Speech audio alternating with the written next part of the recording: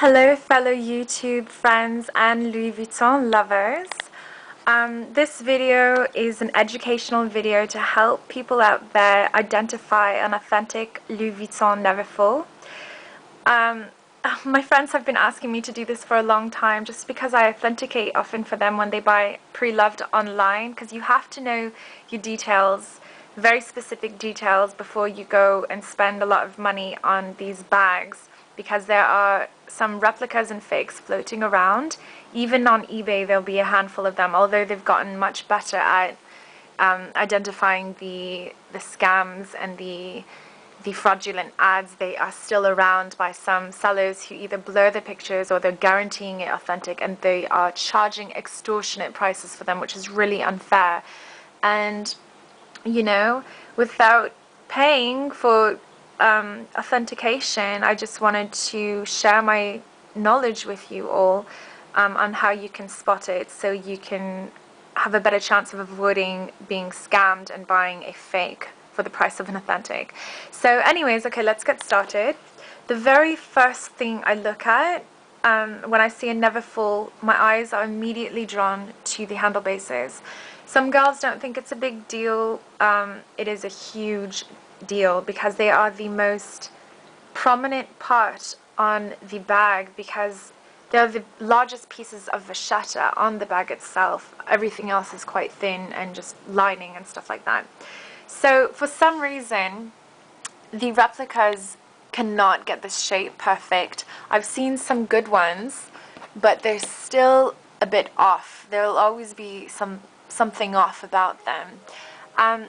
Authentic handle bases should be very bulbous and go to a short but fine point, but they should be bulbous until that point. A lot of the times they'll taper too early and they'll be very almond shaped. So I've actually named it almond. I've given them names because of all the fakes that I've seen on the street and ones I've seen for sale. So yeah, you'll get the almond shape. It's quite common, and it will just be tapered like an almond, too narrow towards the bottom. Then there's pear, when it's narrow and it tapers too much on top, and then it will be wide towards the bottom, and yeah, that's why I've called it pear.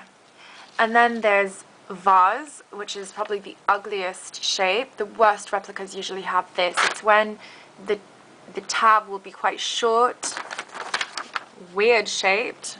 It won't look anything like this leaf, and the handles will be really thick, so they don't taper enough, and it will be like a thick handle and then this short tab, which is really ugly and really noticeable far away. So those are the three most common fake replica shapes that you'll see on a bag. Another thing is stitching.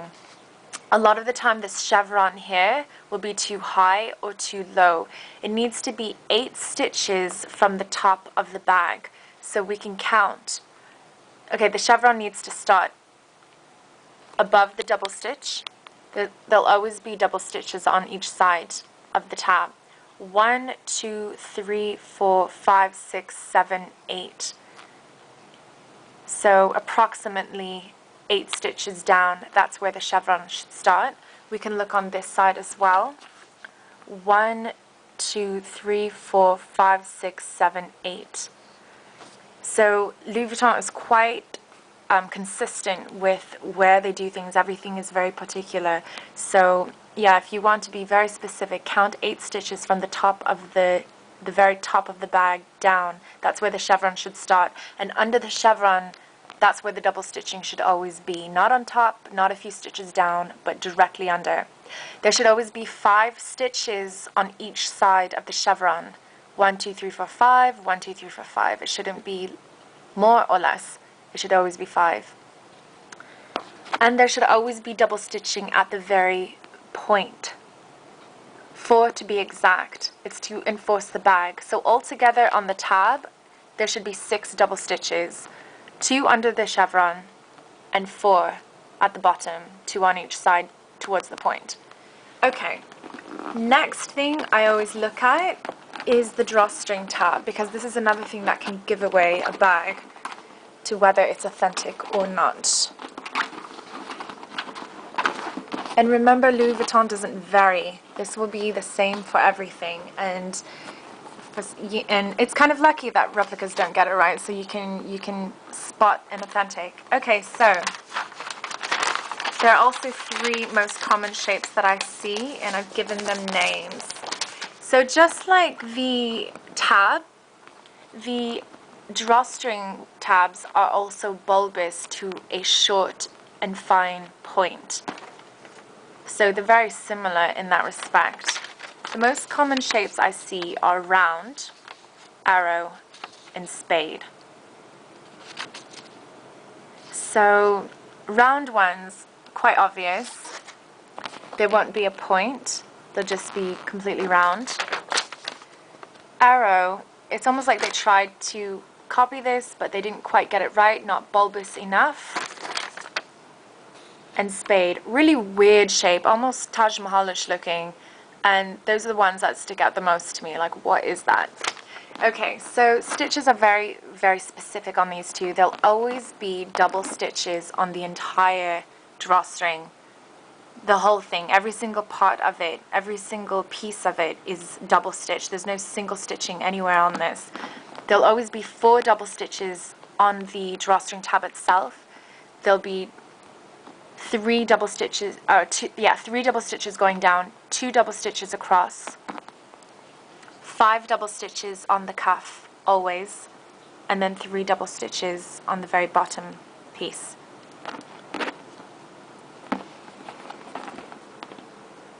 Next, we look at alignment. Honestly, I'm not very particular on alignment. Girls, some are very OCD about alignment. Authentics can be imperfect as well. More commonly on the monogram, maybe because of the oblong shapes, it's easier to, it's more difficult to align.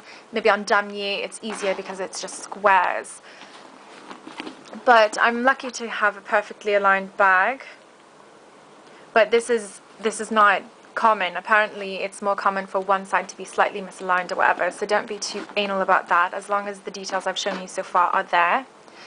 Glue color, it's weird with glue color because it's slightly changed over the years, but it's kind of sound kind of gross, but the glue color on authentics should be kind of like a dried blood color.